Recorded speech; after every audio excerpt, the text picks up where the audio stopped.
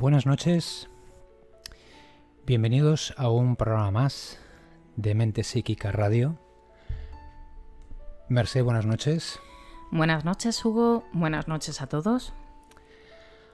Hoy tenemos el programa número 40, hoy es 12 de mayo, y vamos a continuar con las entrevistas que les estamos realizando a los diferentes ponentes que van a participar en el primer congreso Los Poderes Ocultos de la Mente.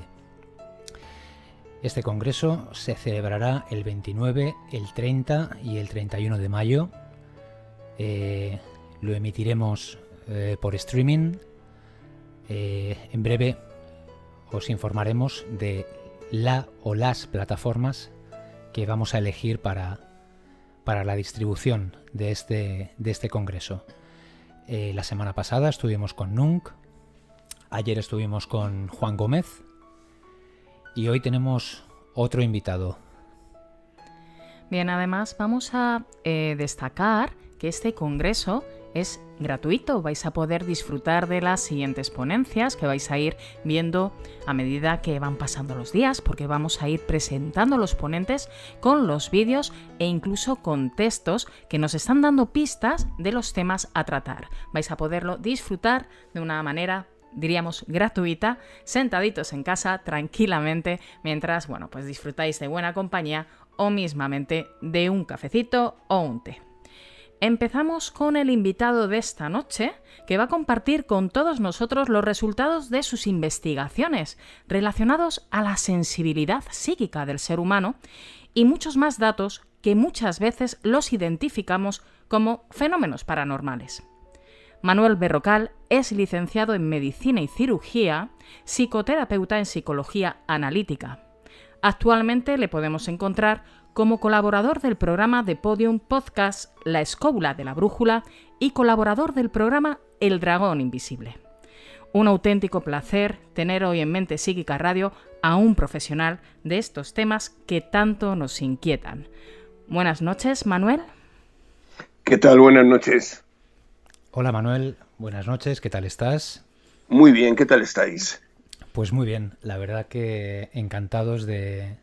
Ya teníamos ganas de que estuvieras con nosotros en Mente Psíquica Radio, así que nada, si te parece, Mercé, empezamos ya la entrevista. Sí, empezamos. Realmente yo no sabría por dónde empezar, Manuel, porque son tantos datos, tantas investigaciones y estudios relacionados con este mundo, con este tema, pero mayormente para empezar, creo que los oyentes les gustaría identificar lo que es la palabra investigación o estudio de laboratorio con las capacidades psíquicas o esa parte con relacionada a los fenómenos paranormales.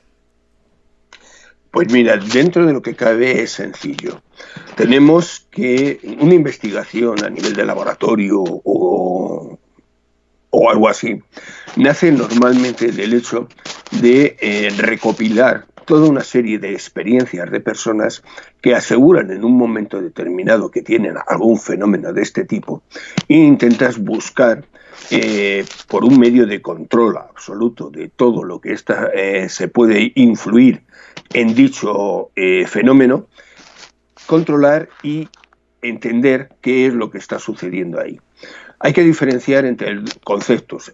Una cosa es la experiencia personal de una persona, la persona que llega y dice, yo he tenido una comunicación telepática, un cuadro de precognición, lo que queráis, en un momento determinado, y el recoger esa información, eso no es una investigación, eso directamente es eso, recoger una información. Cuando tú has recogido, por ejemplo, la información de 50, 100 o 500 personas con esas características, tú puedes empezar a hacer una investigación. Es decir, empezar a buscar elementos semejantes que coincidan entre ellos para ir poco a poco entendiendo qué fenómeno estamos hablando. Con lo cual necesitas de alguna manera esa situación. Y cuando tú ya de alguna manera has entendido un poco cómo puede ocurrir o pasan estos fenómenos, entonces tienes que ir al laboratorio e intentar reproducirlos con las mismas condiciones que tú has visto de alguna manera que se producen. Con lo cual, en ese laboratorio tú realizarás un control absoluto de todo lo que ocurra, y cuanto mayor control mejor, es decir, registros fisiológicos de la persona, existencia de modificaciones dentro de las si actúan dos personas que se producen cada una. Todo ello para ir comparando luego valores y que nos permitan el sacar conclusiones. Porque claro, lo importante de todo estudio, sea el que sea y de lo que sea, digo de física, digo de medicina, digo de historia o digo de parapsicología, lo importante es comprender qué es lo que estamos viendo, qué es lo que está pasando. Si nos quedamos solamente en la referencia de lo que te cuentan, pues evidentemente eso no nos sirve para nada, porque es solamente, sí, una curiosidad. He tenido una visión, vale, muy bien, y ahí nos hemos quedado. Lo importante es saber qué se produce dentro de tu organismo a nivel cerebral o a nivel de donde sea, en esa supuesta visión, cómo te altera, qué produce esa situación, qué es lo que le ha facilitado en un momento determinado. Es decir, lo que ante cualquier problema, o sea, situación de este tipo, el número de preguntas que hay que hacerse son infinitas y tienes que intentar casi controlarlas todas para poder entender qué es con lo que estás trabajando. Manuel, entiendo que cuando se hace una prueba de este tipo habrá un gran número de personas y, lógicamente, habrá una higiene, por decirlo de alguna forma, para que no se escape ningún dato y para que esa prueba que se le está haciendo a esa persona, digamos, se haga con toda la fiabilidad posible. Claro, tú tienes que valorar, lo primero, tú necesitas un número más o menos importante de personas. Muchas veces es complicado porque no tienes acceso a tantas personas en sí. Pero bueno, cuanto más tengas, mejor. Eso te va a permitir, de alguna manera, buscar aquellos patrones semejantes que se producen en todo. Tú vas a tener que controlar las circunstancias para que pequeños elementos no alteren los resultados. Porque claro, algo tan sencillo, por ejemplo, si tú has dormido mal, pues vas a tener un resultado peor. ¿Por qué? Porque está alterando tu estado psíquico. Con lo cual, tienes que medir de alguna manera todos esos elementos. Hasta las cosas más nimias, controlarlas. Y luego, por encima de todo, tú tienes que hacer un registro exhaustivo de todo lo que se está haciendo. Y cuanto más exhaustivo sea, mejor. Porque no es solamente el hecho de si ha contestado y ha acertado, por ejemplo, no. Son las reacciones que esa persona ha tenido, si se ha sentido nerviosa, si se ha sentido tranquila. Todas esas historias, de alguna manera, nos van a permitir el entender qué es lo que está pasando en la persona. Independiente de que queramos, no sé, hablar de que hay fantasmas por medio, no sé qué. No, o sea, la razón que sea, nosotros no podemos decir nada. Ahora, lo que sí es evidente es que nosotros podemos tener una cuestión. Todas esas supuestas razones que decimos son las que actuar a través de una persona. Con lo cual, para nosotros, el verdadero objeto de estudio es la persona. El resto, sinceramente, no tenemos acceso a ellos. Entonces, lo importante es controlar a la persona o a las personas que van a entrar en el trabajo. Un telepático en el cual te cuentan la anécdota de una persona que ha recibido un información, es una curiosidad, pero no te permite sacar una conclusión. Si tú quieres hacer un estudio telepático, tienes que empezar de 50 casos para arriba, para que estadísticamente sean representativos. O sea, y eso, claro, eso es un laboratorio. Eso no es nos reunimos 4 amigos y vamos a hacer. Es que son cosas distintas. ¿Qué es lo que tenemos que entender? Que una cosa es una investigación en el cual lo que tú vas queriendo es encontrar la forma de explicar qué es lo que está pasando, y otra cosa es que tú tienes tu vivencia, que está muy bien, que puede ser muy divertida o lo que tú quieras, pero esa realmente no va a aportar nada. ¿Por qué? Porque no vas a sacar una información que permita entender lo que ocurre en otro caso mañana cuando se produzca, que eso es lo que se tiene que buscar. Cuando realizáis esta investigación, este estudio, siempre es en base a, capacidad. Ahora hablaremos de la diferencia entre capacidad y sensibilidad, que me ha quedado muy claro esta mañana. Pero ¿nos vamos a un perfil en concreto o con las personas estudiáis toda la sensibilidad psíquica en sí, sin decir, bueno, pues esta persona, vamos a estudiar la telepatía, vamos a ver esta persona que dice que puede mover objetos, la telequinesis? ¿Cómo hacéis esos grupos o los juntáis? ¿Nos puedes explicar ese método? Desde los estudios que se hacen en los años 60 y 70, o sea, estamos hablando ya de hace algunos años, el problema es que la gran mayoría de las investigaciones que se han hecho a nivel de laboratorio en parapsicología no son conocidas a nivel general, que quede claro. ¿Por qué? Porque lo que normalmente se habla y se cuenta son otras historias, esas otras que son más llamativas. Desde los años 70 hay una serie de normas ya muy establecidas y que cuando tú lo haces en un laboratorio y lo reproduces, yo lo he utilizado y me han salido los resultados, o sea, que son cosas que no es decir, bueno, es que en aquel momento ocurrió, no, o sea, tú cuando haces un estudio más o menos coherente, pues esos resultados los compruebas de que son verdad, con facilidad. Pues dependen totalmente, lo primero dependen de las personas. No es lo mismo trabajar con una persona introvertida que una persona extrovertida. ¿Por qué? El extrovertido generalmente da mejores resultados que el introvertido. No puedes trabajar con una persona que cree en estas cosas que no cree. ¿Por qué? Porque si no crees no das resultados. Lo vas a rechazar directamente. O sea, esos son valores que se consideran en un momento determinado básicos. Luego, hay elementos de, por ejemplo, la relación entre las personas. Si tú vas a trabajar con una pareja en un momento determinado a nivel de un estudio telepático, pues es importante que entre ellos haya una cierta empatía, una cierta relación importante. Normalmente os puedo contar de eso, de hacer historias. En su momento nosotros empezamos haciendo las típicas experiencias telepáticas con las cartas Zener. Lo primero que nos encontramos es que las cartas Zener, en cuanto llevabas un rato con ellas, empezaba la gente a disminuir directamente sus resultados. ¿Por qué? Porque son un aburrimiento. Tú necesitas algo muy sencillo y es que ese mensaje que te vaya a llegar o que vayas a emitir emotivamente te afecte. Porque si no hay emoción, no hay interés. Pero eso ocurre en todo. O sea, si tú quieres aprender historia y la historia no te motiva, lo vas a pasar fatal. Ahora, si te gusta, la vas a coger en 2 días.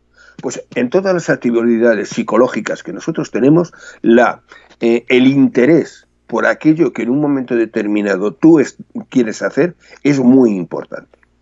Entonces tú vas a tener la característica de lo que te digo. Tú llegas entre una pareja a nivel de eso. Si hay entre ellos una interacción a nivel emotiva importante, pues te encuentras que va a haber unos resultados. Si no hay una relación emotiva, los resultados serán menores. Pero claro, nosotros llegamos a recoger datos curiosos, porque, por ejemplo, en un momento determinado, tú trabajabas con pequeños grupos de amigos, gente que tú conocías y demás, que todos más o menos teníamos una relación en un momento determinado, y entonces que trabajabas con la pareja establecida y luego ibas mezclando las parejas. Curiosamente, con los años, aquellas parejas que daban mejores resultados, si en ese momento no estaban juntos, han acabado juntos. Con lo cual, de alguna manera te está marcando el hecho de que, claro, las supuestas capacidades paranormales que decimos dependen directamente de factores propios de la persona, de su emotividad, de su capacidad de relación con el exterior, su interés en un momento determinado de llegar o relacionarse con la otra persona. Todos esos elementos son básicos a la hora de responder. Con lo cual, lo que te demuestra es que estas supuestas capacidades paranormales que siempre hablamos, en realidad no son nada más que otro medio de comunicación que nosotros tenemos. Y que, por lo general, el problema es que las circunstancias sociales nos han hecho irlo dejando. ¿Por qué? Porque seamos sinceros, entre la telepatía, que no sabes si la recibes, qué vas a recibir y qué información te va a llegar, y el hablar directamente, es más cómodo y más fácil hablar.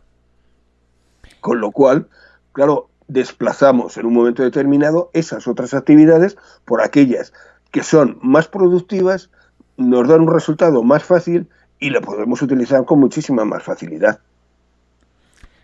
Manuel, después de todos los experimentos, por decirlo de alguna manera, que tú has hecho a lo largo de tu vida, ¿podrías decirnos qué tanto por ciento acaba en duda, por decirlo de alguna manera, y qué tanto por ciento lógicamente acaba en que la persona realmente no tiene esa sensibilidad psíquica que a lo mejor presume o quiere indicar? Mira, cuando yo, por ejemplo, en particular, hablo de dudas en relación a un fenómeno, es cuando hablamos de un fenómeno, de algo que se supone que depende de algo externo a la persona. Hablamos de un espíritu, un fantasma, lo que tú quieras. Ahí es donde se crea la duda a veces. En el resto de los casos no hay duda ninguna. Vamos a ver, las capacidades psíquicas, llamémoslas así, es una situación que es normal en todas las personas. Es una capacidad, es la misma capacidad pues que tú tienes para dibujar. Todos tenemos una mano con 5 dedos y todos podemos coger un lápiz y todos podemos hacer un dibujo mejor o peor. ¿Cuál es la diferencia? Tu entrenamiento. Que ese entrenamiento va a hacer que tú tengas una mejor sensibilidad ante esa situación. Es decir, el ilustrador, el que vive del dibujo, no es porque esté dotado de una capacidad especial que el resto de las personas no tienen. No, es que le ha dedicado más tiempo, única y exclusivamente. O sea, si tú dibujas, no quiere decir que es que te has levantado un día y has dicho, desde hoy cojo un lápiz y me voy a ganar la vida. No, es algo que estás haciendo como se dice normalmente desde chiquitito. Con lo cual, es un proceso de aprendizaje a lo largo de tu vida que hace que tu psicología se adapte y permita entender mejor qué es lo que necesitas y cómo tienes que hacer las cosas en esa situación de dibujo. Pues en este caso estamos hablando de lo mismo. La capacidad la tenemos todos. Lo que pasa es que por razones sociales, de educación y demás, normalmente la rechazamos. Siempre buscamos una explicación práctica de, si tú en un momento determinado, pues no sé, has adivinado que te ibas a cruzar con una persona en la que estabas pensando, pues no piensas que hayas podido tener una comunicación, no, directamente consideras que ha sido una casualidad. Y así nos pasamos la vida. ¿Cuántas veces miramos hacia atrás por medio de la calle y vemos a alguien que te está mirando? ¿Eso cómo lo llamamos? ¿Cómo decidimos en un momento determinado qué es lo que está pasando ahí? Casualidades. Todos son casualidades. Bueno, relativas, claro, evidentemente. Pero lo cierto es eso. ¿Qué ocurre? Que si tú en un momento determinado estas supuestas capacidades las utilizas y las desarrollas, pues vas a tener mejores resultados. ¿Cuál es la diferencia? Que como no tenemos un sistema, o sea, como quien dice, fiel, y que hayamos comprendido completamente cómo funciona esto, no somos capaces de controlarlas. Tú puedes controlar el dibujo, ¿por qué? Porque has aprendido ya a controlar cuándo y cómo lo tienes que hacer cuando tú te pones a ello. Pero en estas cosas, como no es fácil que nosotros aprendamos y aceptemos el fenómeno, no siempre somos capaces de entender cómo funcionan, con lo cual su posibilidad de error o de aparición o desaparición es muy importante. Con lo cual, los resultados siempre van a ser problemáticos. No. Alguien te puede decir, no, es que tú vas a tener un accidente mañana. Bueno, ¿hasta qué extremo te puedes fiar de eso? Pues casi a lo mejor ninguno. ¿Por qué? Porque es que esas capacidades generalmente te sirven a ti en un momento determinado, pero para proyectar en otra persona vamos aumentando la complicidad por una razón. Cuando nosotros recibimos una información de fuera, supongamos, especial, a la sensibilidad que de alguna manera hemos desarrollado, es una información que no entra a través de nuestros sentidos normales, con lo cual tiene un inconveniente. Nuestro cerebro no sabe cómo procesarlo. Tú recoges ese elemento, pero esa información te llega al cerebro y el cerebro no sabe qué hacer con ella. no sabe con qué compararla. Por ejemplo, cuando tú ves una imagen en la calle, tú sales a la calle y ves un objeto más o menos peludo, pequeño, con 4 patas, que corre, que inmediatamente tu cerebro coge esa imagen y la compara con vivencias anteriores tuyas. Y entonces tú entiendes que es un perro. ¿Por qué? Porque anteriormente ya te has cruzado con un perro. Si tú te cruzas con algo que no has visto nunca, no sabrás realmente qué es lo que estás viendo. Una de esas historias graciosas que existen es que cuando llegaron los españoles a América, los indios no veían las carabelas, porque nunca habían visto un barco tan grande. Entonces no lo entendían, no entendían qué eran eso. Hasta que la carabela no llegaba al límite de la playa y empezaban a bajar hombres, que eso sí los habían visto porque eran semejantes a eso, no entendían qué pasaba ahí y era casi como si la carabela no existiera. No la veían. Pues en este caso nos pasa lo mismo. Si tú recibes una información y no puedes compararla con algo previo, semejante, tú le vas a dar la explicación más próxima en un momento determinado. Porque nosotros no podemos permitirnos el lujo de recibir informaciones que no entendemos. Nuestro cerebro no está preparado para eso. Está preparado para utilizar única y exclusivamente aquella información que nos llega, tiene que ser entendida. Y si en un momento determinado tú ves a un niño pequeño, él verá un gato y dirá, perro. ¿Por qué? Porque todavía no sabe lo que es un gato. Claro, entonces... Y todo animal pequeño, con patas, con 4 patas y cola, será un perro hasta que empiece a diferenciar, hasta que papá y mamá le digan, ese no es perro, ese es gato. Entonces ya va haciendo sus propios patrones. Esa misma situación de aprendizaje es la que nosotros tenemos en estas sensibilidades especiales. Pero como socialmente no se aceptan, generalmente no tenemos ese aprendizaje. Entonces lo que tenemos recogemos información que nos llegan e intentamos explicarla con algo. Y ahí es donde entran cosas pues como las religiones, la supuesta vivencia, los fantasmas, o sea, toda una serie de elementos sociales que ya hemos adoptado y que utilizamos para aquellas cosas que no sabemos cómo explicar. Claro, es que es lo que te iba a comentar. Hablamos de esa programación mental dentro de lo que cabe, ¿no? Por una educación. Estamos programando constantemente la mente con esas imágenes que vemos al día a día e incluso, bueno, pues por la educación que obtenemos. Sobre todo, bueno, pues los sistemas de creencia que ya vemos que como que limitan mucho, ¿no? El poder conocernos a nosotros mismos. A mí me gustaría, Manuel, si pudieras compartir algún estudio, ya sabemos que no se dicen los nombres, pero alguna experiencia de alguien que con su propia mente haya creado una situación que en principio parecía algo paranormal.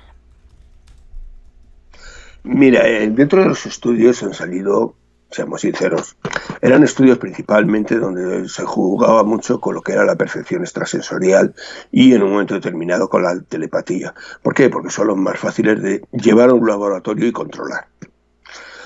Hay experiencias de todo tipo, curiosidades siempre han acompañado a todos los estudios. Yo os puedo contar la presencia, durante un tiempo estuvimos trabajando con una señora mayor, esta mujer tendría 76 años en aquel momento, hoy en día la pobre ya ha muerto, y esta mujer era la típica persona que llevaba toda la vida teniendo visiones. Ella lo decía así, yo no sé por qué, pero yo tengo mis visiones, yo las llevo toda la vida con ella. Y bueno, las tenía aceptadas más o menos. Y en un momento determinado decidimos hacer una serie de pruebas con ella. La mujer lo permitió y evidentemente pues fuimos a ello.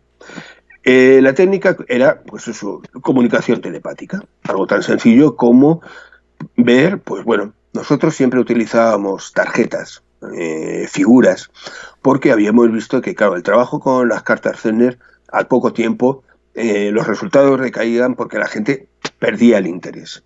Con lo cual empezamos a trabajar, como habían hecho ya algunos autores americanos principalmente, con imágenes. Y para ello, ¿qué hacíamos? Utilizábamos tarjetas postales, que era lo más sencillo. de conseguir. Con lo cual era algo tan sencillo como ibas a un kiosco, en aquella época había eso, y tú tenías 20, 30, 40 modelos de tarjetas, cogías una de cada, con lo cual el sistema en un momento determinado de selección de imágenes era absolutamente al azar, porque claro, no había una razón ninguna para coger una u otra. Sencillamente las cogías todas y tirabas. Con esas imágenes tú hacías pequeños grupos de 10, porque lo que sí estaba claro es que más de 10 imágenes la persona se cansaba. Tenía un cansancio físico y un cansancio psíquico. O sea, estamos hablando de algo que es forzar una situación que no es habitual en las personas. Con lo cual, ese cansancio lo teníamos que solventar de una manera, pues eso, pequeños momentos de descanso entre sesión y sesión. Nosotros cogíamos las 10 imágenes, las imágenes que hubieran sido, se hacían los grupos y los grupos los hacía una persona externa a lo que era la investigación para que no hubiera de alguna manera un conocimiento previo de con lo que íbamos a estar trabajando. Es decir, que así los investigadores y la persona con la que se iba a hacer la investigación desconocían totalmente las figuras que se iban a utilizar. No había una influencia de ningún tipo. Esta persona que os digo separaba grupos de 10, numeraba las imágenes y en un momento determinado, pues bueno, ahí se establecía cada imagen metida en un sobre y se empezaba la experiencia.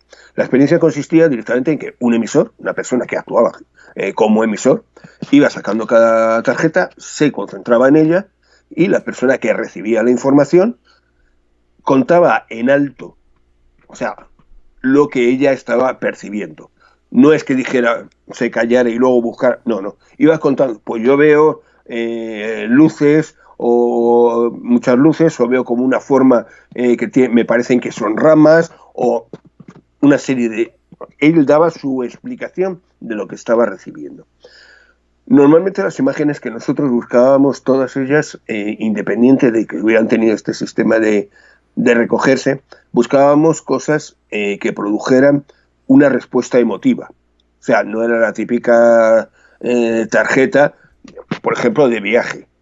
Buscábamos otro tipo de tarjetas, que podían ser desde con una connotación más o menos erótica, de señora de buen ver, o en un momento determinado la utilización de un paisaje maravilloso, o la existencia de un cuadro abstracto. Es decir, que tú ibas a recibir una impresión, pero no sabías realmente qué estabas recibiendo.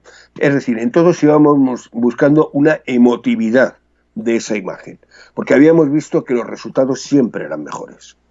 Si la imagen actúa emotivamente sobre la persona, el resultado siempre será mejor. Así que realizamos esto. Total, que con esta mujer pues hicimos toda una serie de pruebas.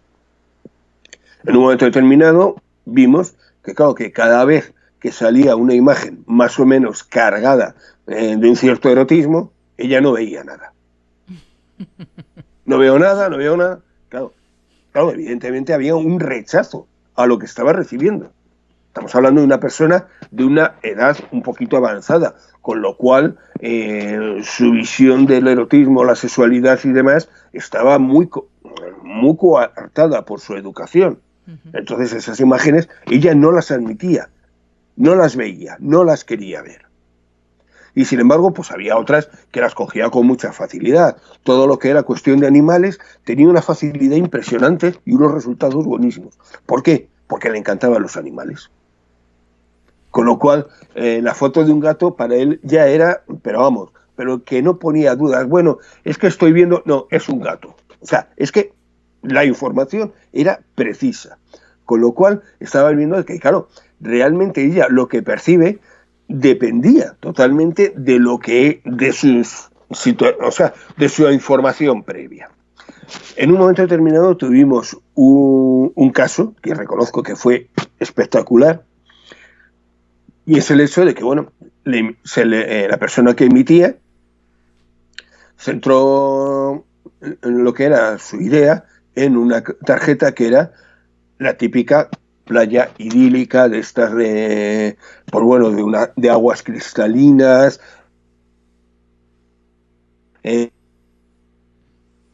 muy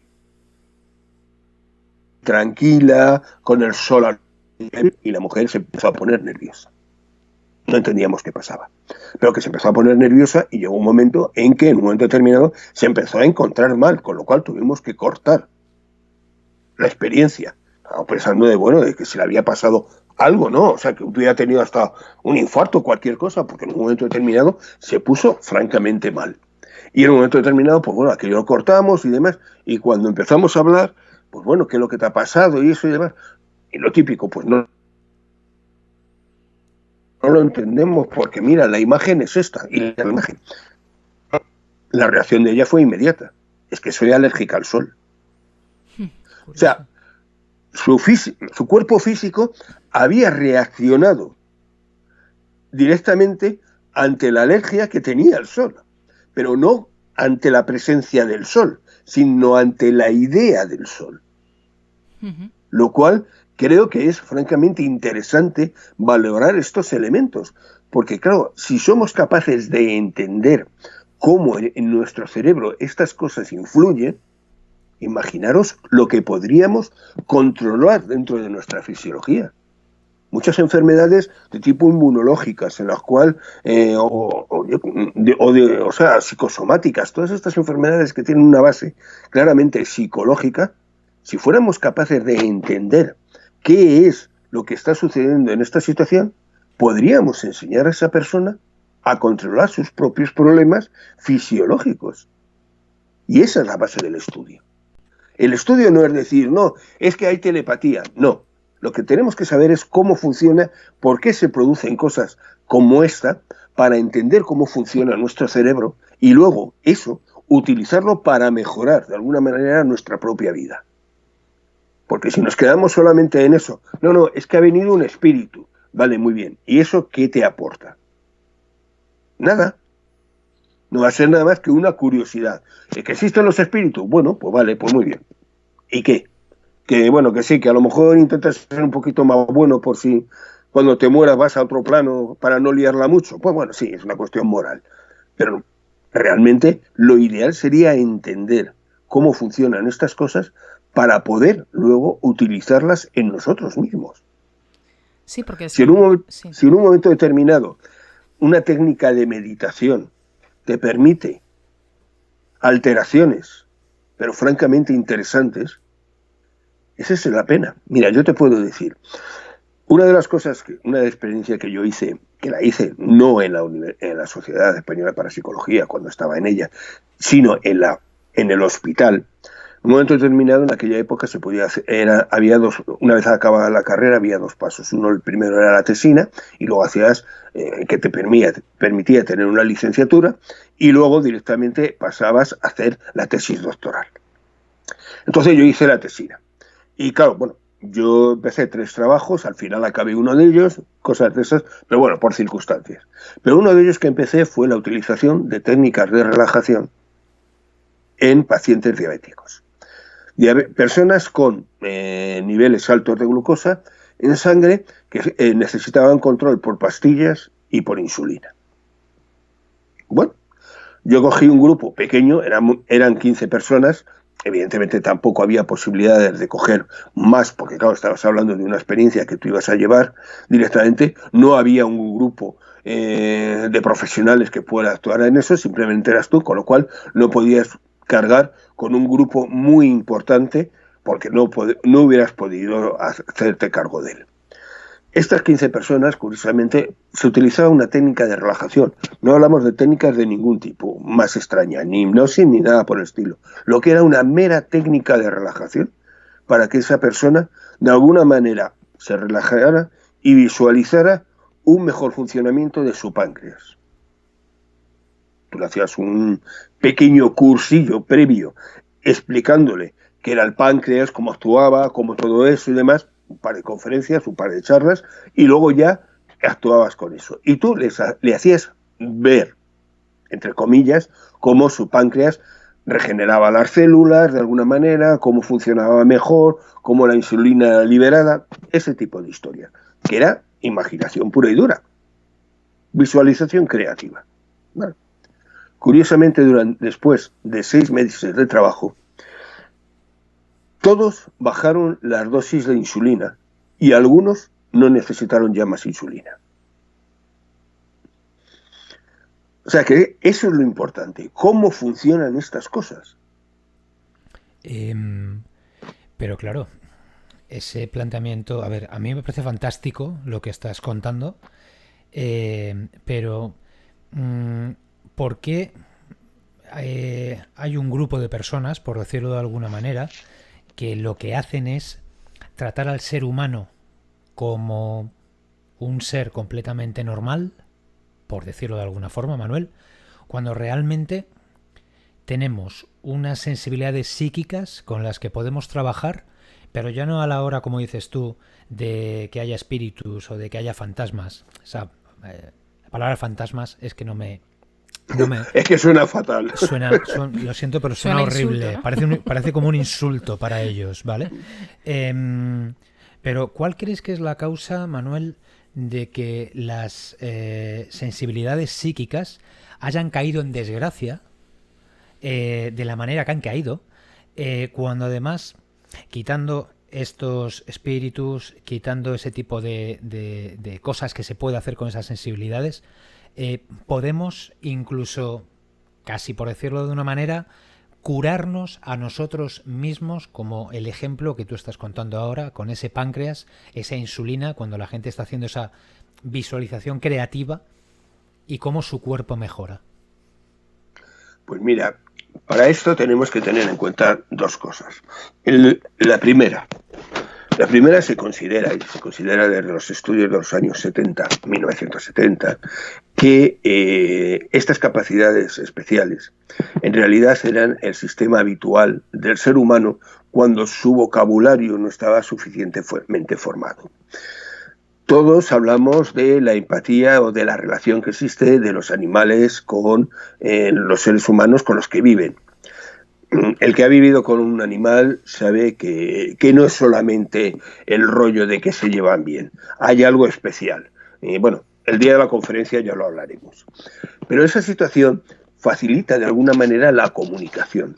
Durante mucho tiempo se ha considerado que de alguna manera, por ejemplo, la telepatía hubiera sido el sistema de comunicación entre los antiguos pueblos primitivos, los más antiguos, esa época del Cromañón y demás, donde el vocabulario apenas estaba formado. Entonces se movían por cosas más intuitivas, se unían por cosas intuitivas. No solamente un movimiento, el señalar algo, sino el hecho de sentir, de alguna manera, lo que el otro quería decir o quería indicar. ¿Qué ha ocurrido? Que con los años, con los siglos y con el desarrollo del ser humano, nuestro cerebro ha ido desarrollando más la parte del lenguaje, con lo cual se ha ido disminuyendo estas otras partes en un momento determinado que ya no utilizamos tanto. Es sencillo, la evolución desarrolla elementos en contrapartida a otros. Nosotros tenemos elementos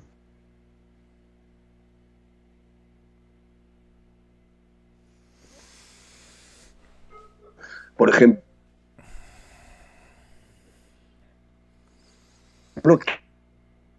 que tiene una función directamente en los animales. Con lo cual esa es la situación que teniendo.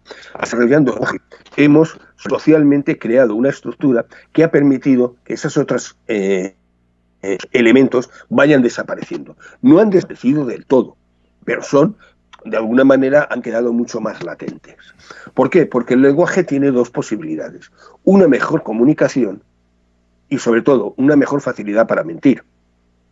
Socialmente, la mentira es necesaria. Suena fatal, ya lo sé, pero entendamos, todos, entre comillas, en algún momento, utilizamos la mentira, aunque sea para quedar bien. ¿Cuántas veces le decimos a alguien, joder, cuánto tiempo sin verte, cómo me alegro? Y acabas de pensar, ¿y yo para qué tengo que encontrarme a este coñazo otra vez? Ese tipo de historias que son situaciones sociales obligadas, de alguna manera nos han ido creando esa situación de mejora del lenguaje y a la vez tener la característica de mejorar las capacidades de tipo social. Con lo cual todos estos elementos de comunicación, como por ejemplo puede ser la telepatía, han ido perdiendo importancia porque ya no lo utilizamos, ya no lo necesitamos, lo hemos cubierto con otra herramienta que nos es mucho más rentable a la hora de resultados. Entonces, ¿qué es lo que ocurre? Que hay personas que de alguna manera han seguido manteniendo más tiempo esa posibilidad de comunicación y hay personas que directamente la rechazan. Es así de sencillo. Hay mucha gente que no quiere saber nada de estas cosas. Tú le empiezas a hablar, bueno, es que tú tienes la posibilidad en un momento determinado de pensar y con ello puedes modificar el futuro a tu conveniencia. No quiero, pero bueno, ¿por qué? Porque todo eso tiene una serie de connotaciones que a veces son problemáticas. Si yo llego a aceptar que mi futuro, mi presente, dependen en un momento determinado de lo que yo decida, en muchos casos, si vivo en un momento malo, realmente es que encima de que lo estoy pasando mal, encima parece que soy tonto, que me lo estoy creando yo. Claro. Con lo cual, lo que vas a intentar es rechazar esa situación. O sea que es un proceso evolutivo que ha llevado mejoría dentro de lo que es la comunicación verbal y, por otro lado, el hecho de que esta técnica, pues claro, cada vez es menos utilizada. ¿Por qué?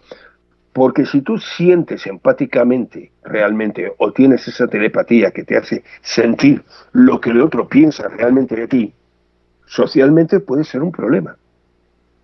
Con lo cual hemos aprendido a cubrirlo, a taparlo, a no tener esas sensaciones, porque eso nos permite adaptarnos mejor al entorno en el que vivimos a nivel social. El poder mental, yo diría el poder mental, quizás me corrijas, pero somos capaces entonces incluso de crear, voy a poner ese ejemplo que además hemos estado hablando hoy, unos estigmas. Por ejemplo. Es que esos datos me parecen súper curiosos porque las personas siempre están pues con el tema de los estigmas o los milagros, ¿vale? No voy a entrar, bueno, más allá de lo que tenemos que entrar, pero ¿somos capaces de crearnos unas heridas y programar la mente de tal manera que identifiquemos que tiene que estar en las manos? Totalmente. Mira, yo conocí el caso por circunstancias en un hospital que estaba trabajando. Hubo una persona que tuvo un accidente de tráfico bastante importante. Salió de milagro, hay que ser sincero, pero bueno, salió porque después de casi, me parece que fueron 18 horas en el quirófano, pues, o sea, se hizo un trabajo absolutamente increíble de reconstrucción con él. Estamos hablando de 18 horas seguidas. O sea, yo te puedo decir que los médicos, yo estuve en ese caso directamente de ayudante de la operación y vamos, casi acabamos soldándonos nosotros para no salir ni a orinar, para que os hagáis una idea. O sea, fue un verdadero maratón. Bueno, pues este señor, sus características que tenía es que era muy, muy religioso, muy católico. Tenía una gran fe en Dios, en el Dios de los católicos, y en un momento determinado, pues ¿qué ocurrió? Que claro, cuando la familia llegó y ante la situación que había tenido, es que han sido 18 horas, es que menos mal, es que Dios te ha querido, Dios te ha ayudado, Dios, bueno, me vais a perdonar el chiste fácil, pero en 18 horas yo no vi a nadie por allí, nada más que los pobres cirujanos y las enfermeras sudando como verdaderos animalitos los pobres. Pero bueno, eso es un chiste aparte. Lo cierto es que el hombre acabó metiéndose en la cabeza que de alguna manera Dios le había acogido y Dios le había señalado. Con lo cual empezó a tener cada vez más una visión de tipo, es que Dios me quiere, me está ayudando porque Dios me está dando un mensaje. Esos razonamientos que nosotros hacemos para explicar y justificar situaciones que no entendemos. Porque claro, ¿cómo le vas a explicar a este hombre que 18 horas, me parece que eran hasta 7 clavos dentro del cuerpo que tuvimos que ponerle?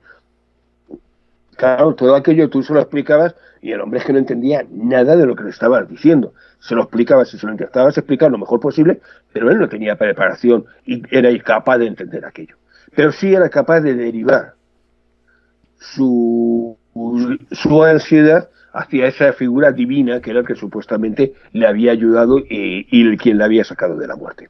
Con lo cual, poco a poco empezó eso. Claro, como encima tenía una estimulación bastante importante desde fuera, con las familias sobre todo y con todos los que llegaban, bueno, el cura estaba todo el día allí con él, hablando, porque claro, lo suyo había sido un milagro, todo ese tipo de historias, el hombre acabó tomándoselo a nivel personal como algo especial. Y un día nos encontrábamos que estaba haciendo como una zona más colorada, para que nos entendamos, una zona eritematosa en las palmas de las manos. Esa zona empezó como a crear unas pequeñas escaras, que empezó a resumar un líquido, lo que era plasma, toda una serie de elementos, y claro, no eran escaras porque tuvieron una mala posición, no eran escaras porque en un momento determinado, o sea, no había manera de explicar qué era aquello. Y en un momento determinado, pues claro, reconozco que medio en serio, medio en broma, lo solté. A ver si se nos está estigmatizando. Claro, os podéis imaginar el cachondeo del resto de los compañeros, porque es que era para reírse, sinceramente. Bueno, vamos viendo que cada vez peor y cada vez peor.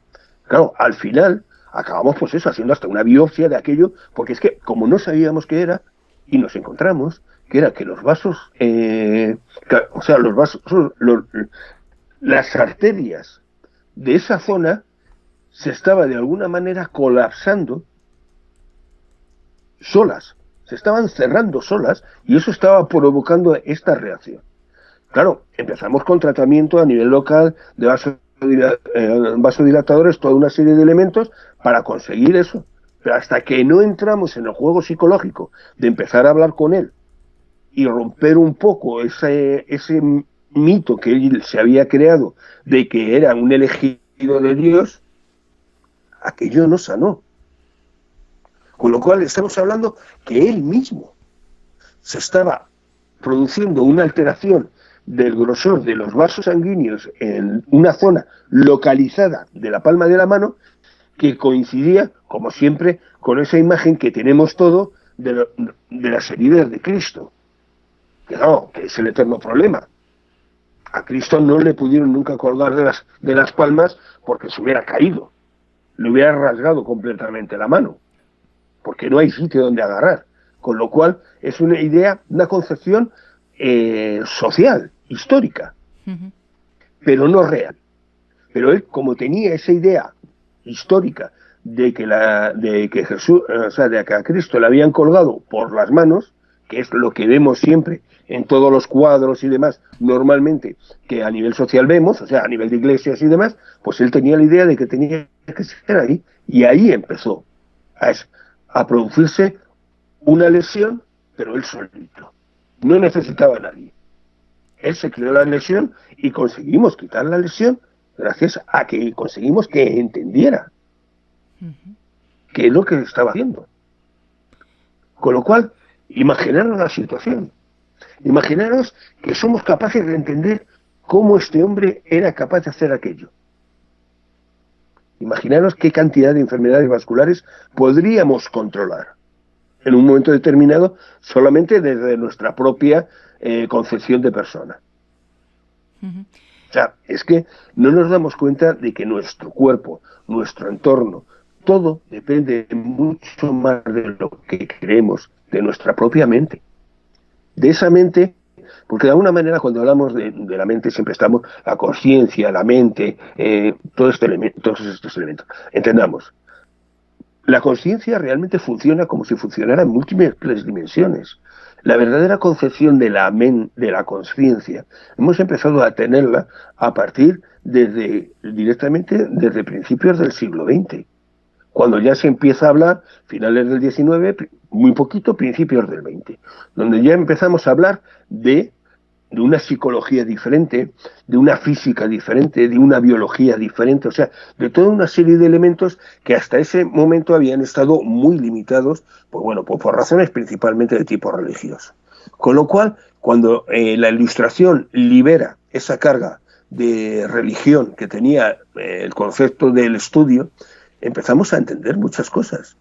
Y todo eso ha hecho que, seamos sinceros, si es que escasamente en 100 años hemos sido capaces de entender más que en 50.000 años anteriores. Ujú. Y entonces tenemos esa situación. Vamos entendiendo muy poquito a poco, seamos sinceros, porque claro, todavía tenemos que pelear contra muchas connotaciones que todavía tenemos en nuestra vida. Pero comprendamos, la psicología ha cambiado completamente en los últimos 40 años. La fisiología del organismo, hemos entendido muchísimas cosas en eso, en los últimos 40 años. Los grandes avances que yo estudiaba en medicina cuando estaba estudiando, estoy hablando de hace 30 años, hoy son realidades. O sea, os puedo decir que en su momento, cuando yo estudiaba, se empezaba a plantear el hecho de un elemento que iba a ser revolucionario en la diabetes, que era esa especie de bolígrafo dosificador que ahora todos los diabéticos tienen.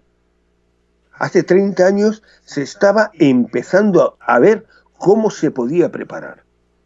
Y hoy lo tienen todos los diabéticos, porque es el medio perfecto para controlar en un momento determinado lo que es la insulina. Que no tiene, has quitado una cantidad de problemas secundarios gracias a ese elemento, de infecciones locales, de quistes que se creaban con la insulina antes cuando se inyectaba, toda una serie de problemas. Todo eso ha desaparecido. Hoy ya no es. Esos son recuerdos históricos en medicina. Pero estás hablando de eso de 30 años. O sea, es que no nos damos cuenta de lo que hemos avanzado. Y claro, no entendemos todavía todo lo que tenemos que avanzar, y más en el mundo de la mente, para entender claramente cómo funcionamos. Que nosotros tenemos información que realmente no tiene dimensiones, que es atemporal, que es espacial, que lo tenemos luego que meter dentro de un cerebro de 3 dimensiones. Entre medias hay un juego que llamamos mente que no sabemos cómo claramente establecer con ella. Y todo ese juego es lo que de alguna manera nos permite a nosotros recibir esa información externa. Esa información que nos permite relacionarnos con el exterior. Pero claro, el problema segundo es eso, hasta qué extremo. Esa información que nos llega, nosotros la utilizamos para cambiar ese entorno y conseguir que se adapte a nosotros. No lo sabemos. Uh-huh. O sea, estamos en una época absolutamente impresionante a la hora del conocimiento de la mente. Sí, pero también tiene que ser un poco chocante para una persona, por ejemplo, la persona de los estigmas, entre comillas, que de repente vea esa realidad que hablábamos esta mañana, ¿no? Ver la realidad y con esa simpleza, porque también vemos que hay un grupo de seres humanos, bueno, pues que se acoge a ese sistema de fe y que de repente le quitas esa información, y entiendo que además podría haber, bueno, pues hay problemas psicológicos. Un problema, iba a decir desequilibrio, gracias, un problema psicológico. Claro. Muy fuerte, ¿no? Por eso cuando vemos esos milagros, vuelvo a poner ese entre comillas, esas personas con esa fe y luego le desmontas el chiringuito al fraude, claro, vemos que las personas, o sea, hay más daño diciéndole que es un fraude, no porque hayan entregado un dinero, sino porque estaban mejor creyendo que eso era realidad. No, claro. Mira, el mayor problema que existe cuando tú te acercas a todo eso, sobre todo, vamos, en el mundo del milagro, existe una cantidad de fraude, pero tremendo, una cosa demencial. ¿Por qué? Porque es una manera de la persona que lo hace, no vamos a, sobre todo cuando hablamos de evidencia de a la persona que se le aparece la Virgen o cosas por el estilo, pues son personas que, curiosamente, al final, todas acaban haciendo negocio con el tema. Y haciendo un negocios importantes, hay que ser sincero. Sí. Bueno, pues las personas que han caído, como quien dice, en su discurso, en el discurso de estas personas, realmente tienen una parte, entre comillas, positivas, porque le dan un cierto sentido a su vida. De golpe y porrazo acaban de ser elegidos de Dios. Han entendido que a través de esa persona ellos pueden realizar una actividad, la que sea. Pero claro, el día que llegas y le dices, no, mira, es que esta señora o este señor es un fraude. No te lo quieren aceptar. Y aunque le demuestres, aunque llegues y le digas, mira, es que esta señora, y fíjate, y ella va y te lo dice, que es un fraude, no lo reconoce. O sea, ni aun en los casos en que estas personas han acabado contando y diciendo, o sea, declarando que ellos han sido un fraude, los seguidores no lo aceptan. ¿Por qué? Porque la seguridad que da ese sentimiento especial de haber algo sobrenatural que de alguna manera te cuida es muy importante. Vamos a ver, si tú te metes en la física y en la física cuántica, en la física base realmente de esto, a lo único que llegas a la conclusión es que esto es un puto caos, y perdón por la expresión. Las 4 leyes que hay físicas a nivel de Newton, en realidad, pues bueno, son elementos que más o menos medio se cumplen en una física macrocosmos, o sea, a la estructura de elementos físicos importantes. Pero tú te vas al mundo de los protones y los neutrones y ahí es que no hay ninguna ley. Eso va a su aire. Con lo cual, claro, si tú aceptas que tú no tienes seguridad en tu vida ninguna, que no hay unas normas básicas de funcionamiento, que ese mundo en el que te rodeas en realidad es un juego de protones y electrones sin una normativa de ningún tipo, que tú lo que estás viendo es, en el fondo, una recreación que hace tu cerebro a saber de qué, porque no sabemos realmente, porque yo estoy viendo ahora la pantalla del ordenador con vosotros y demás y tal, pero eso no existe. Eso es una recreación que hace mi cerebro de algo que está delante de mí y que yo entiendo, sobre todo por razones sociales y de aprendizaje, que yo veo lo que considero que debo de ver. Con lo cual, claro, si entras en este juego, la gente, es lógico que llegues y digas, no, es que Dios existe y yo me agarro a Dios. Te da una seguridad. Claro. Y con esto no digo que exista o que no. Cuidado, que quede claro. Porque no puedo decir nada. Es que no lo sé. No lo sabes, claro. Claro, es que esa era la cuestión. Que realmente cuando tú más vas conociendo, en realidad, lo único que estás entendiendo es que tienes menos idea de lo que estás viendo. Claro. Cada vez más. O sea, cuando tú vas conociendo la mente te va creando un mundo tan impresionante que llegan momentos en que no sabes cómo es posible que eso sea realidad.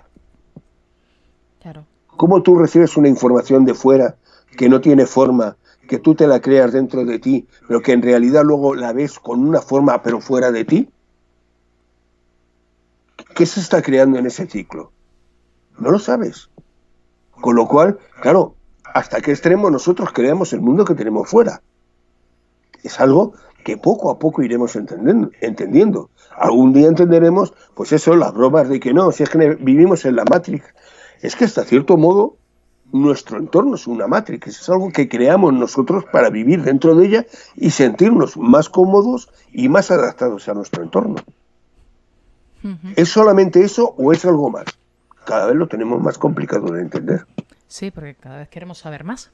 Cada vez, evidentemente. Porque además tenemos más datos y además afirmamos también que cuando vemos, bueno, pues por la televisión o documentales, personas que dicen, mirar, ahí hay un duendecillo, ¿no? Todo el mundo dirá, sí, es verdad, hay un duende y a lo mejor es una planta, pero ya tenemos también esa capacidad incluso de materializar, o bueno, pasar esa visualización, más bien, ¿no? A otra mente. Dar forma. Claro, de dar la forma, entonces tienes que empezar a crear tu propia realidad, que es lo que estás comentando. Tienes que saber que, bueno, pues que en un momento dado, a ver, nadie puede curar a nadie, eso vamos a dejarlo claro, pero que sí, si visualizas, bueno, pues como decías tú, me dijiste un día, ¿tú te has visualizado cómo quieres estar? En un momento, pues, de baja energía, pues una salud delicada que tuve, yo recuerdo lo que me dijiste. ¿Te has visualizado cómo quieres estar? Y yo me di cuenta que no me había visualizado, que yo me había fijado simplemente en ese dolor o en esa situación que estaba viviendo en ese momento. Y es que encima me había vuelto conformista. O sea, claro, te vuelves conformista. Claro, pero tú entiendes de alguna manera la situación. O sea, tú tienes una enfermedad, supongamos la que sea, que te produce unos dolores. Y esos dolores te crean toda una situación de que te va a bloquear ser relativamente feliz en tu vida. Y llega un personaje como yo y te dice, no, si eso en cierto modo te lo estás haciendo tú. ¿No te das cuenta qué sensación de autocastigo te creas a ti mismo? Claro, claro. O sea, claro, a lo mejor en un momento determinado yo puedo decirlo con el sentido de querer que tú veas una realidad diferente y para que te plantees otra historia. Pero claro, partamos de un problema. Nosotros vivimos en una sociedad que lo único que se valora es el castigo. Nosotros nacemos con un castigo. La famosa mancha del pecado original. Y de ahí en adelante todo van a ser castigo. Todo es por un castigo. Si enfermas es un castigo. Si las cosas te van mal es un castigo. Todo. Con lo cual, claro, siempre en el fondo quieres que todas esas situaciones, que por malas que sean, sacarlas de ti y ponerlas fuera. ¿Me entiendes? Le vas a echar la culpa a lo que quieras. ¿Por qué? Porque necesitas. Porque tu coherencia mental necesita, en un momento determinado, sacar todo ese daño que tú tienes afuera y ponerlo en otro sitio. Entonces, si las cosas te van mal, ¿qué es por ti? O el jefe es un cabrón, la empresa va muy mal, resulta que no sé qué. Claro, que sí, que además puede ser verdad. Pero además está el problema de cómo tú, en un momento determinado, estás viviendo esa situación. Si tú la ves con un relativo optimismo, pongamos, y vas viéndolo y demás, pues en un momento determinado lo verás mejor. Si tú en un momento determinado te estás centrando en lo mal que va todo, pues cada vez no irá peor, irá igual. Mira, yo te puedo contar, hay una cosa que es muy graciosa. Todos hablamos cada vez más de eso, de pequeños rituales mágicos en un momento determinado que la gente hace en plan casi casero. Hay uno muy gracioso que consiste, bueno, conozco a más de una persona que la ha utilizado, que quede claro, que consiste en que, bueno, si hay una persona que te está haciendo la vida un poco imposible, tú la coges, buscas o una fotografía o un elemento que sirva de ella, cortas una naranja, la metes en el medio, se puede hacer, yo lo he oído con un limón, con una naranja, con una manzana, o sea, el elemento es lo de menos, que quede eso claro. Metes la foto, la atas y la metes en el congelador. Y congelas, supuestamente, a la persona. La mayoría de la gente, por no decir todos que lo han hecho, a mí me han dicho que a partir de ese momento les ha ido mejor. Pero les ha ido mejor porque han congelado la naranja o porque han tenido esa situación de tranquilidad, de pensar, si le tengo congelado, que diga lo que quiera, que paso de él. Con lo cual, tu manera de enfrentarte a la vida es diferente. Has cambiado el entorno con algo tan sencillo como un ritual de coger y meter una naranja en la nevera. ¿Me entiendes? O sea, nuestra mente funciona así. Nuestra mente es ritualista. Necesitamos hacer todo tipo de rituales continuamente. Y cuando no te cambian, te pierdes. Tú te levantas por la mañana, te lavas los dientes, tomas café, te vistes, no sé. El día que te levantas en un momento determinado y algo tan sencillo como abres y no ves el café, ya lo hemos liado. Ya se te ha hecho tarde, ya llegas tarde a los sitios, ya llevas todo el día desencajado. ¿Por qué? Porque has roto tu ritual. Nosotros somos ritualistas. Necesitamos rituales para que el entorno se adapte a nosotros. Porque eso te permite de alguna manera creer que tú influyes en él o que tiene una coherencia. Entonces es lo que te digo. Entonces ese ritual de la naranja, ¿funciona el ritual? No lo sé, evidentemente para mí no, claro, que quede muy claro. Pero lo que sí que funciona es en tu cabeza. Tú, a partir de ese momento, estás más tranquilo o más tranquila porque a esa persona que te estaba haciendo la vida imposible la tienes congelada. Con lo cual va a actuar menos sobre ti y con lo cual tú vas a tener una reacción mucho más cómoda ante él. Claro. O sea, esos pequeños circunstancias en realidad están definiendo cómo funciona nuestro cerebro. En un porcentaje muy alto, nosotros hacemos toda una serie de actividades de tipo automática. Muchas veces, bueno, no vamos a decir la conducción, o sea, tú andas y tú no eres consciente de cómo vas moviendo las piernas. Además, el problema es que si te fijas en cómo las mueves, lo más posible es que te caigas. ¿Por qué? Porque ya no tienes ese control automático sobre ellas y al querer cambiar ya le pierdes. O sea, que es que estás hablando de que nosotros funcionamos así en muchas cosas. Entonces, claro, cuando tú entras en el mundo, en este mundo diferente, paranormal, cuando queramos eso, todo este tipo de cosas, ¿cómo reaccionamos ante ellas? Pues muchas veces con esto, con respuestas de tipo automático. Tú recibes una información y no sabes por qué. Y te quedas en esa situación y dices, bueno, ¿qué es lo que me ha pasado? No lo sé. ¿Por qué? Existe, pues bueno, la historia está llena. Cuando el Titanic se hundió, hubo 150 personas que llegaron y anularon el viaje. Llegaron y dijeron, no, es que no me viene bien al final hacerlo hoy. Un viaje único que se iba a hacer. Pero esas 150 personas no estuvieron. Cuando las Torres Gemelas sufrieron el ataque, curiosamente fue uno de los días que mayor número de personas de las empresas que estaban allí se quedaron en casa. Salieron problemas tan importantes como de golpe y porrazo tenía que llevar al niño al colegio. ¿Qué información recibieron esas personas, pero su conciencia le hizo cambiar y tomarla como algo diferente? ¿Pero qué información realmente recibió esa persona? Porque claro, si decimos, bueno, es que todos los días en las Torres Gemelas tenías una media en un momento determinado, pues yo qué sé, de 100 personas que no iban, o por enfermedad, o por lo que fuera. Vale, muy bien. Y tenías pequeñas variaciones, 91, 110, es decir, variaciones estadísticas con coherencia. Pero claro, ese día fueron, me parece que casi 350 personas las que no fueron. Con lo cual, ¿de qué estamos hablando? Hubo algo especial. No es un porcentaje normal. Y no es que dijéramos, bueno, es que curiosamente cada 15 días se produce esa bajada. Pues bueno, pues puede ser pues por razones de que cada 15 días la gente está agotada y se lo toma libre, ¿no? Fue ese día como una cosa particular.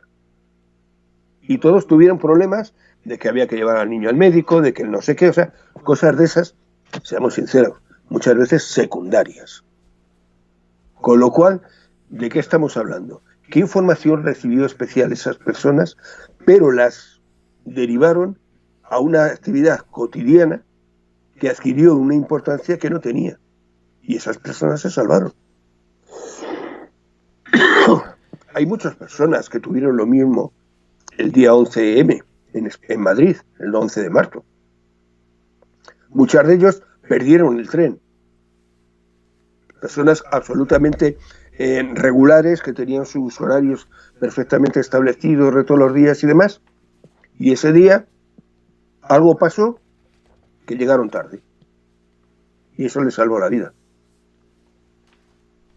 O sea, que es que estamos hablando de cosas que en el fondo, como no saben cómo funcionan, al final acabamos dándole una explicación que nos justifique y que haga que tú puedas entender qué es lo que ha pasado, aunque no sepa realmente lo que ha pasado, claro. Manuel, tenemos la pregunta de una persona que esto nunca lo hemos hecho, pero lo vamos a hacer. Hay que abrir la posibilidad, claro. Interrumpo un momento a Hugo, para comentar que esta persona es del gremio de la psicología. Y es una persona, yo la conozco personalmente, que está interesada en entender, estudiar esa sensibilidad psíquica, porque entiende que sería un avance para la humanidad, como bien has indicado anteriormente, pero curiosamente nos ha formulado una pregunta que no te sabíamos transmitir, y lo que te va a comentar Hugo es la nueva técnica que vamos a usar en el día de hoy.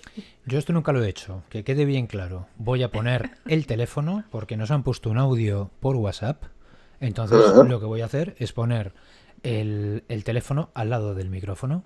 Así que tú me dices, Manuel, cómo escuchas la pregunta. ¿Correcto? Perfecto. Vale. Perfecto.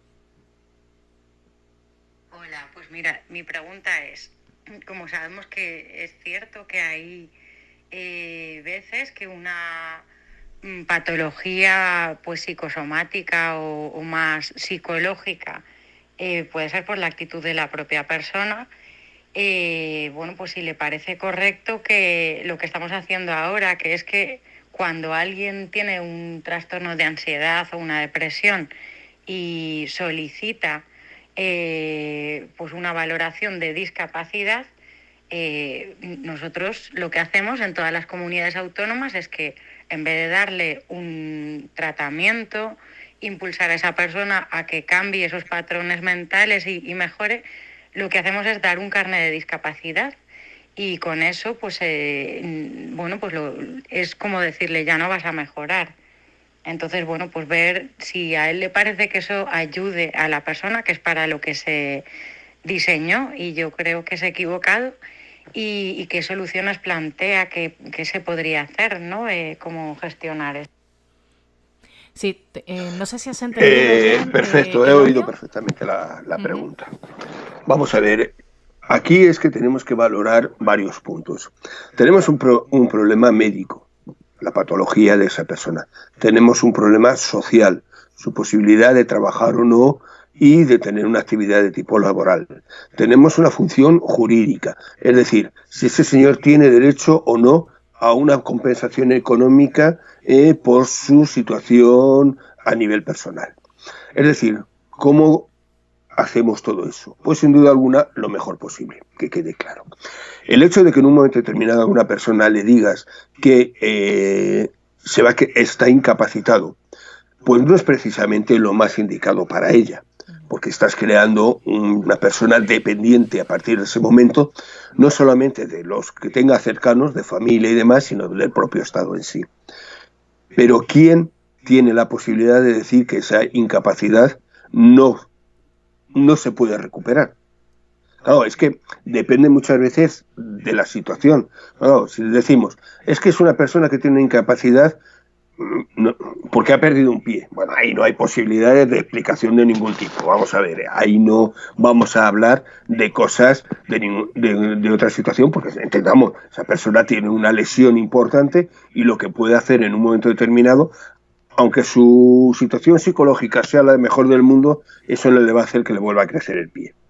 O sea, no entramos en esa situación. Entramos en esas personas que en un momento determinado, por circunstancias las que sean, él se considera que no puede realizar un trabajo. Por problemas de espalda que en un momento determinado no se determinan claros, por un momento determinado, por reacciones de tipo inmunológicas que en un momento le pueden dar pues respuestas de tipo, yo qué sé, en algunos momentos de tipo psoriásico muy importante, que limite su manera de relacionarse y comunicarse con el resto de las personas.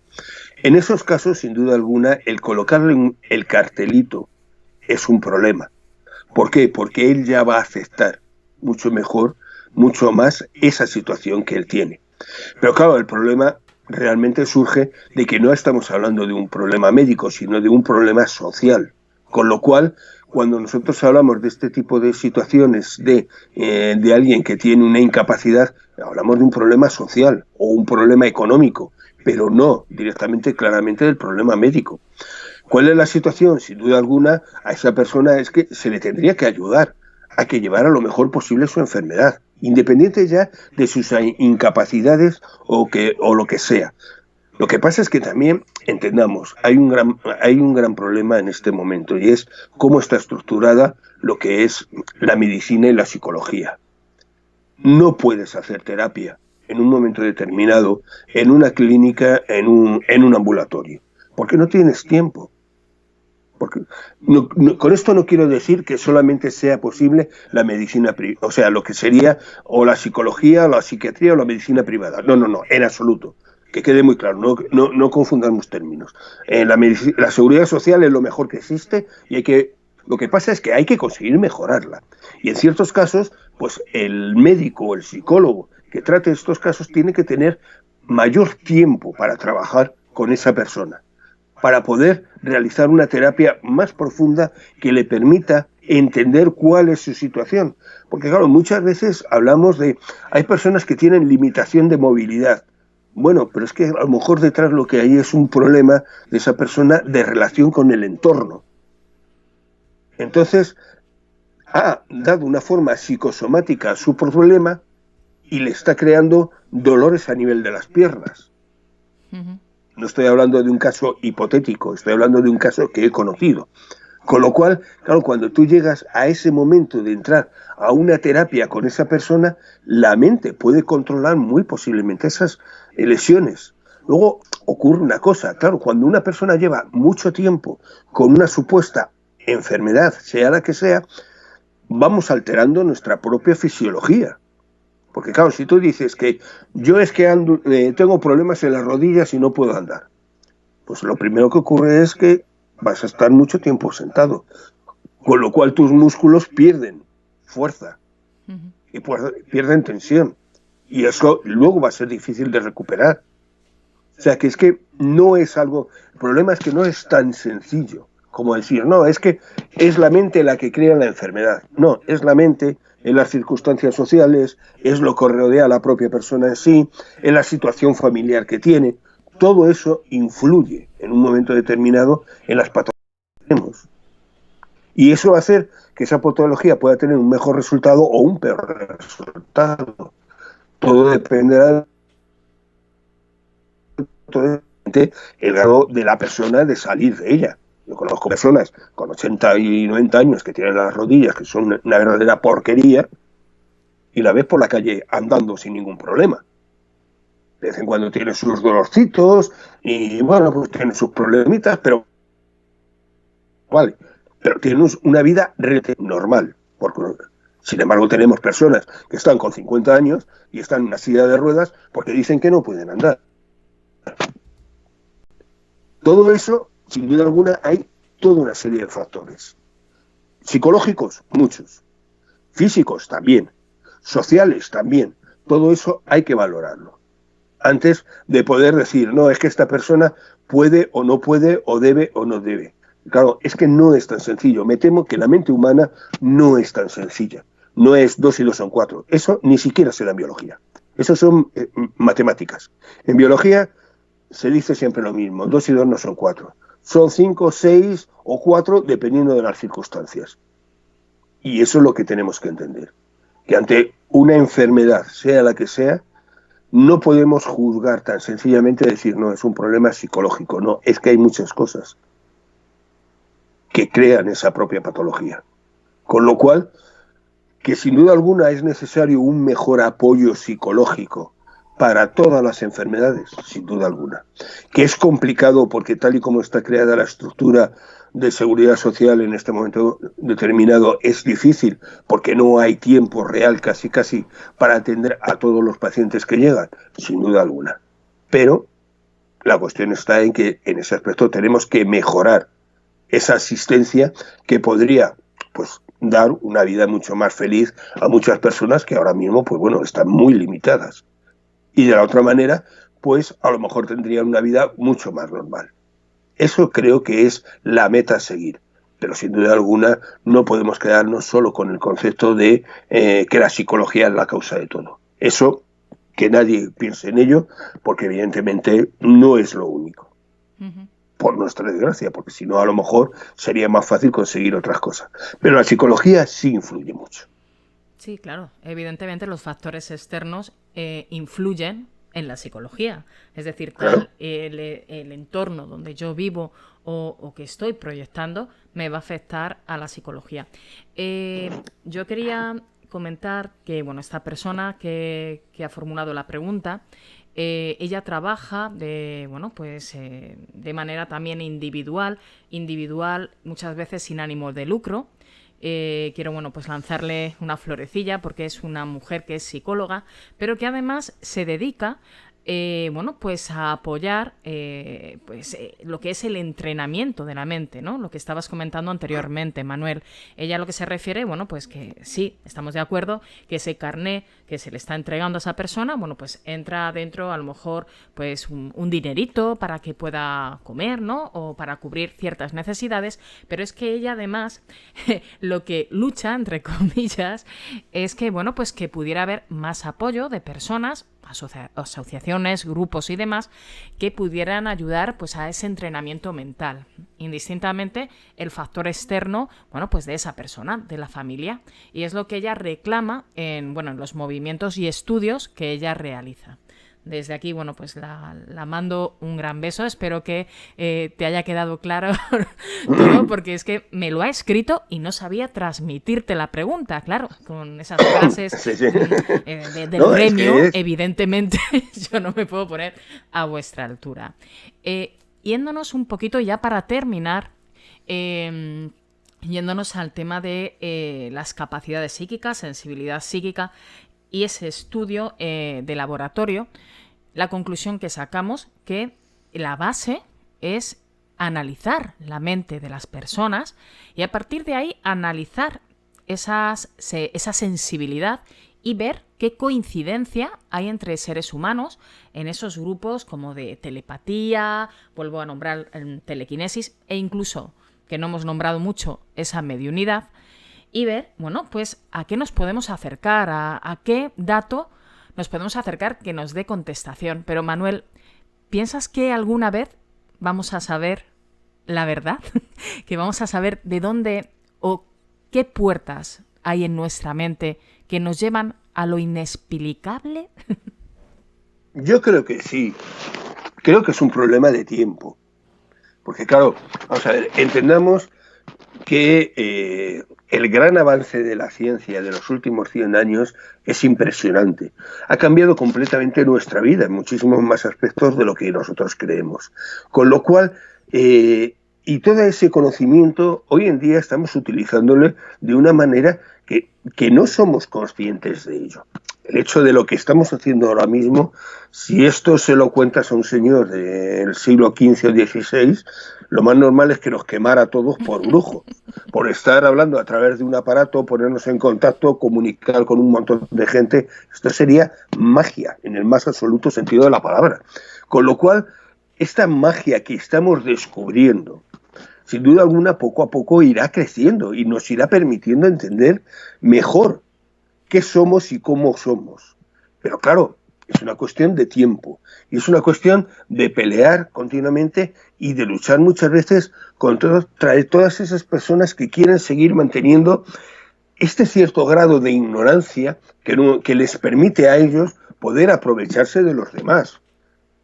Porque claro, estamos hablando de que, o sea, y además es que ese nivel de ignorancia muchas veces pues bueno, es más cómodo.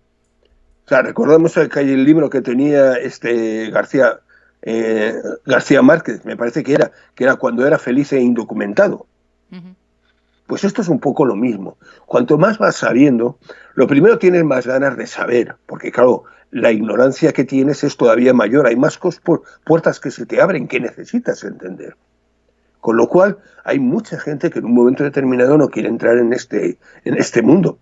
Pero entendamos que hay otros que son menos, pero que sí quieren abrir puertas. Realmente, los avances de la técnica y de la ciencia en los últimos años no es un logro de la humanidad, es un logro de unas cuantas personas que han permitido que esos conocimientos luego hayan repercutido en la humanidad.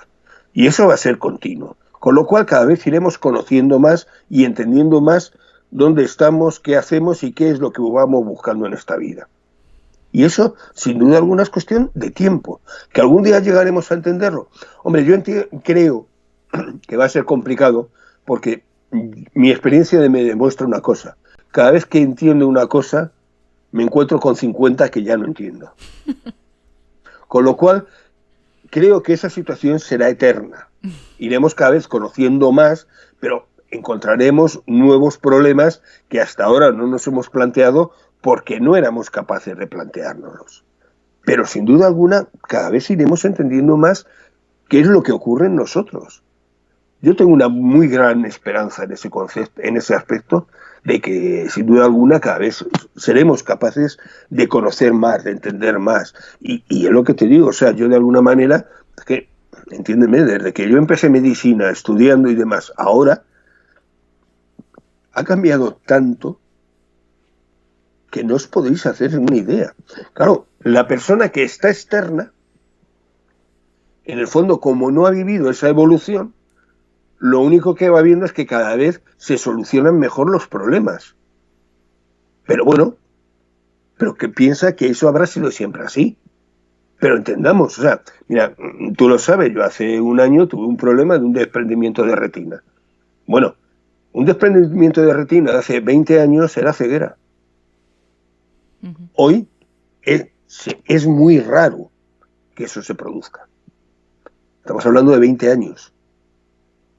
O sea, estamos hablando de que el avance en los últimos 15 años en ese aspecto ha sido increíble. Claro, hoy una persona llega, tiene un desprendimiento de retina, hablas con todo el mundo, sí, yo lo he tenido. Pues como el que ha tenido una gripe. Y no nos damos cuenta que eso en otro momento era causa de ceguera en todo el mundo. Con lo cual, claro, eso es de alguna manera, vamos evolucionando en ello. Igual que ocurre a nivel técnico, ocurre a nivel de conocimiento. Hoy en día hablamos de conceptos dentro de psicología que hace 20 años nadie se podría haber planteado.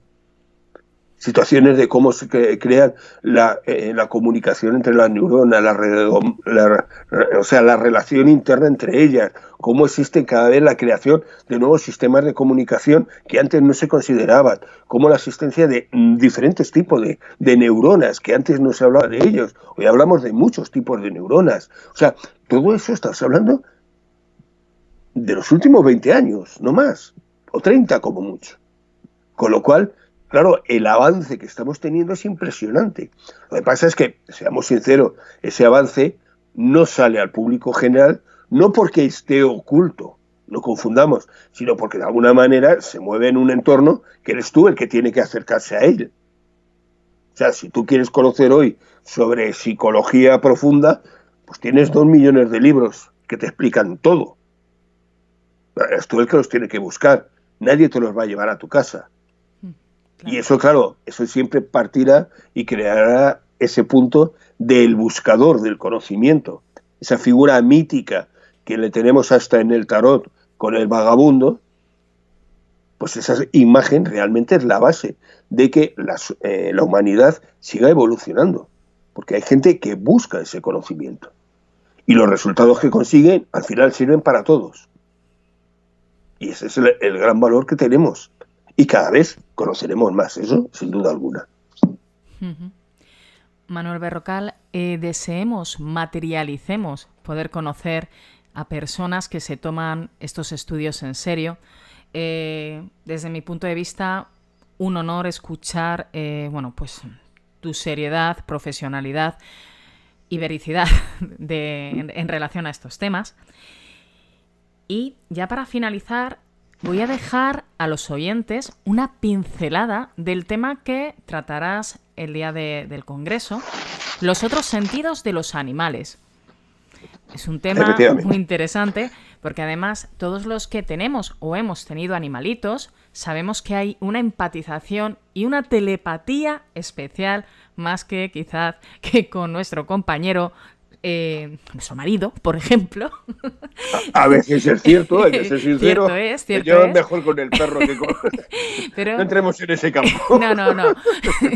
Pero sí que va a ser muy interesante porque vamos a descubrir que ellos, pues tienen esa sensibilidad psíquica mucho más desarrollada o quizás más latente. Manuel, muchas gracias por acompañarnos esta noche. Gracias a vosotros por invitarme. Muchas gracias, Manuel. Como bien sabes, tener una conversación contigo es un gran placer. Y una vez más lo has demostrado. Muchas gracias, Manuel. Gracias a vosotros. Pues después de esta entrevista que hemos tenido con Manuel Berrocal, ahora mismo en pantalla os hemos puesto el cartel con todos los ponentes del primer congreso los poderes ocultos de la mente. Este cartel lo hemos publicado esta mañana. Como podéis ver, ahí están todos. Y bueno, poco a poco iremos soltando, por decirlo de alguna forma, cada día, cada 2 días, un poquito de información para que hasta que llegue el día estéis informados y sepáis un poquito más de cada ponente, tanto el título que va a tratar como el tema, explicando un poquito el tema. Gracias por estar detrás de esa pantalla que estáis materializando, gracias por escucharnos y sobre todo gracias por compartir. Esperamos, pues que estas lecciones, estudios de laboratorio, nos sirva para entender que todo lo que queremos y deseamos desde nuestra mente, pero además que el cuerpo lo empatice, ¿no? Que sepa que en realidad lo quiere y lo siente, se puede hacer realidad. Buenas noches. Buenas noches.